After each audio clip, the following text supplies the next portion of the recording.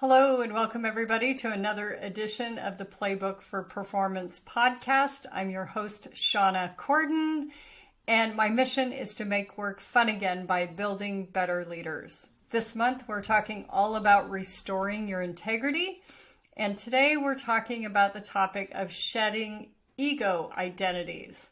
So what does that mean? What's an ego identity? So in coaching, when we talk about ego, we're talking about that sort of demographic, the outside of you, the things that people can see and surmise about you based on your appearance, your age, your gender, your race, perhaps what you worship, your position, your affluence, etc.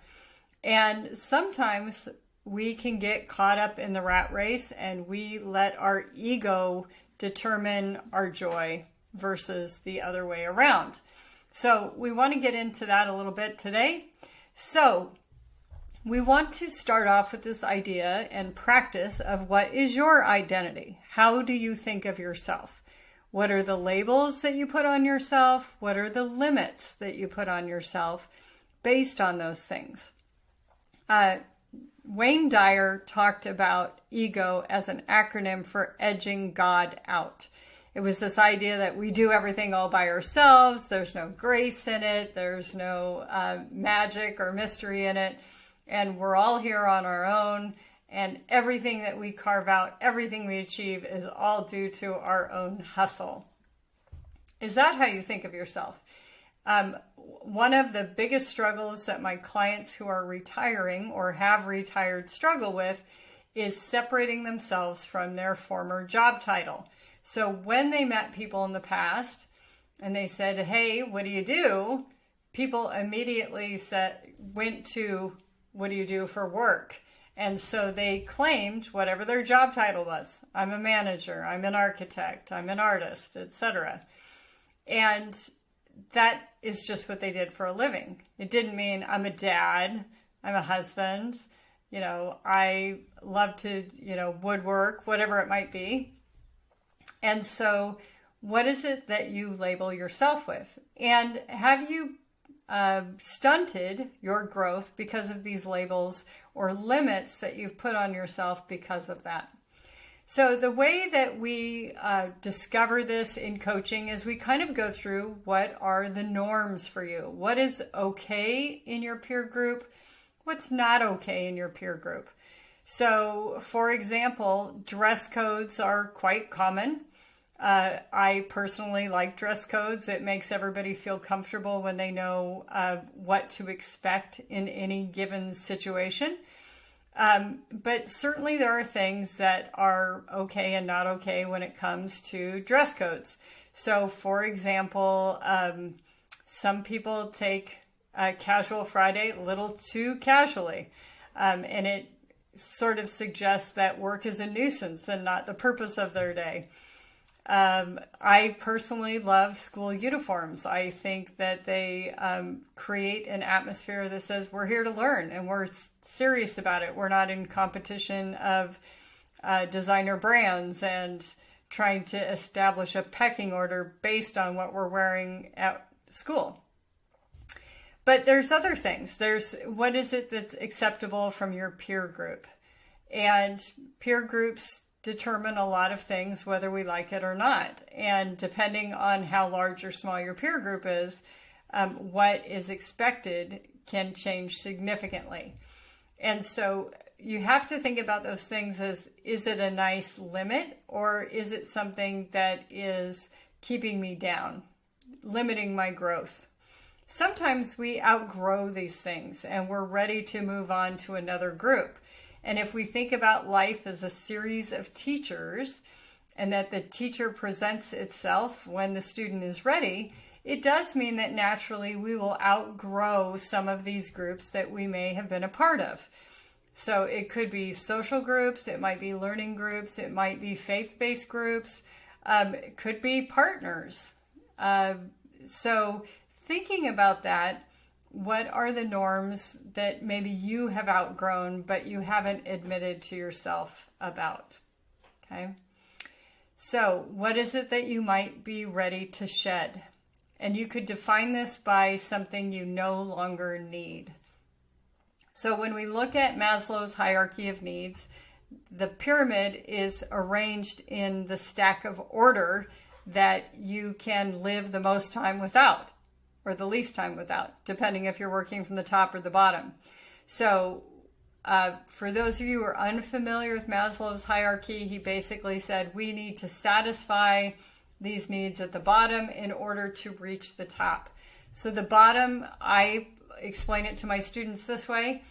How long can you live without it? So air is the very first thing, because we can only live for about 3 minutes without air. The next is water. You can live for 3 days without water. The next is food. You can probably live for 3 weeks without food. The next is shelter. Now, of course, this depends on the climate. Are you in the middle of the Atlantic Ocean in a inner tube, or are you at the edge of the Arctic, or are you in Hawaii where you could live naked forever? So shelter is a little iffy one, but it goes in order: air, water, food, shelter. Then we're talking about relationships, belonging, etc. And at the very top is what we call self-actualization. And that's basically, I have achieved my life purpose, and now I have pivoted myself to help others achieve their life purpose. So and you may have some norms about each one of these needs. But I like to use an analogy about this. For those of you who don't know this, I am a big fan of clothes. That's part of my beauty need. That's somewhere between food and self-actualization. But sometimes people have a wardrobe that is chock full of things that they cannot wear. And it could be because of an ego identity. So one of the most common practices I see is that people have a wardrobe that no longer serves the life they live. So before COVID, I traveled a lot. I had a wardrobe full of boss suits that I loved. When I put them on, I felt great. I thought they fit great. I thought they looked great. And it made me feel like I was armed and ready for the day, whatever it might call for. And that has not been the case the last couple of years, right? Working from home quite a bit more. Traveled just a couple of times this year for workshops and things like that. Lots of virtual work. And so that poor closet full of suits is no longer being worn. Occasionally separates, that sort of thing. But are there some things in your life, sort of like my closet full of suits, that are no longer fitting you? And this could be a size issue. Maybe you have your size has changed figuratively, not literally. That maybe you have a big outlook on life, but before you had a little outlook on life. It could be that your friend group is much larger than it used to be because you are a new mom. And boy, I wish someone would have told me that's the biggest secret group in the world that you never knew existed.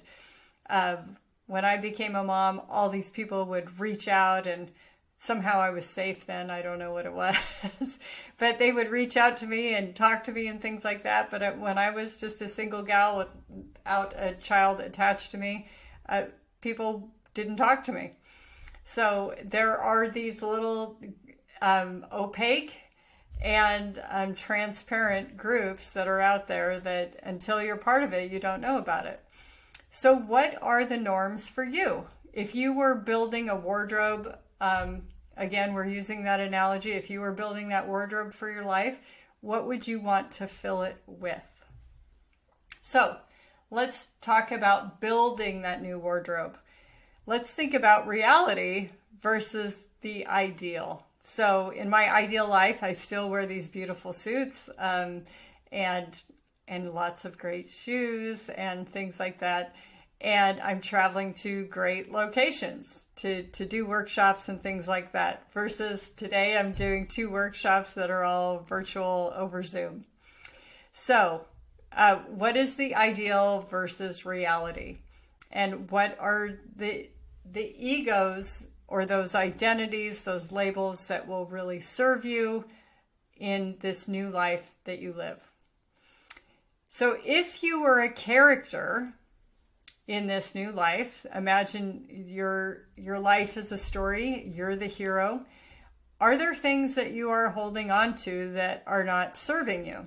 As you go on your journey and you think about the things that you want to accomplish, does the items that you have in your wardrobe today, are they serving you or are they holding you back? So field work for this week is really coming up with your new identity.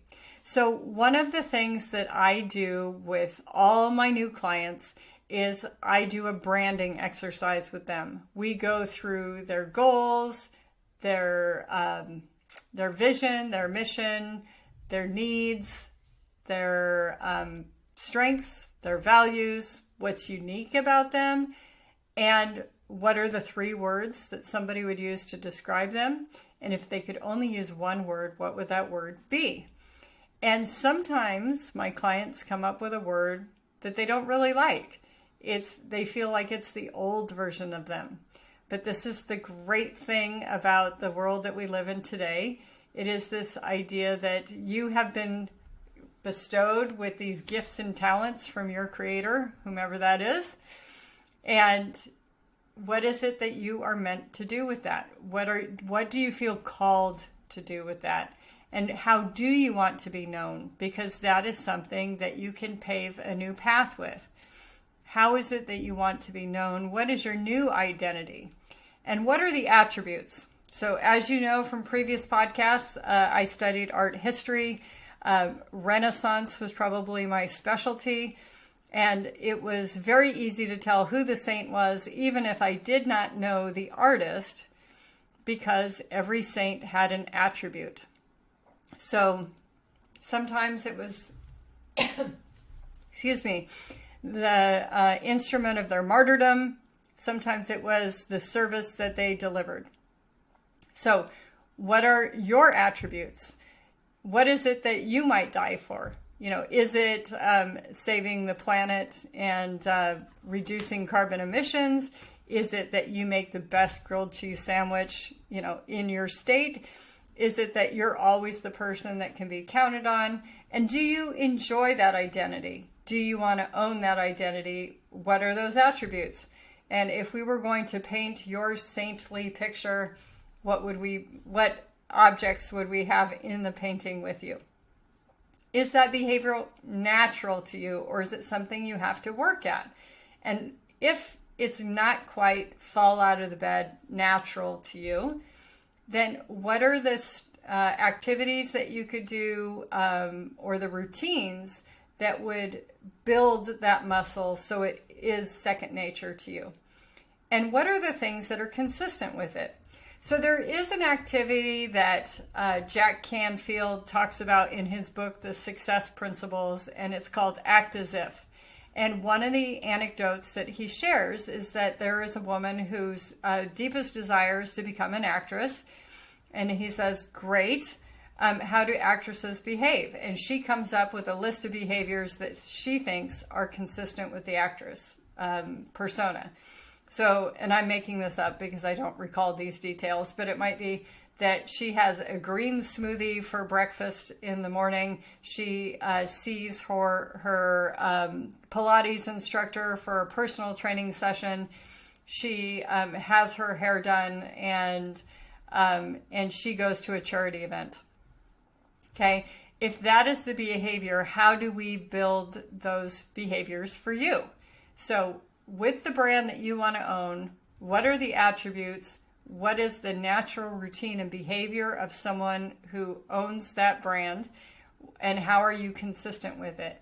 Now remember, last week and this whole month, we are talking about restoring your integrity and making sure that you are whole. So in this new identity, we're not looking for you to build something that has a lot of fractures in it because you're not quite consistent. Start small, start where you can be consistent with it 100% of the time, because again, that will be the thing that builds your self-esteem. And why is self-esteem so important? Because it's the number one thing that gives you courage to take on new challenges that you may be facing, and try harder and harder things to get better and better at those things. So again, for your field work, craft that new identity, shed your old ego. Be sure to name both sides of it. I'd love to hear what you come up with. You can send me a note at podcast@shawnacorden.com. I'd love to feature your old identity, your new identity, the new behaviors you're going to come up with. It would be really great to inspire others who are on this quest as well. So don't forget to like and subscribe. Take care. We'll see you next week.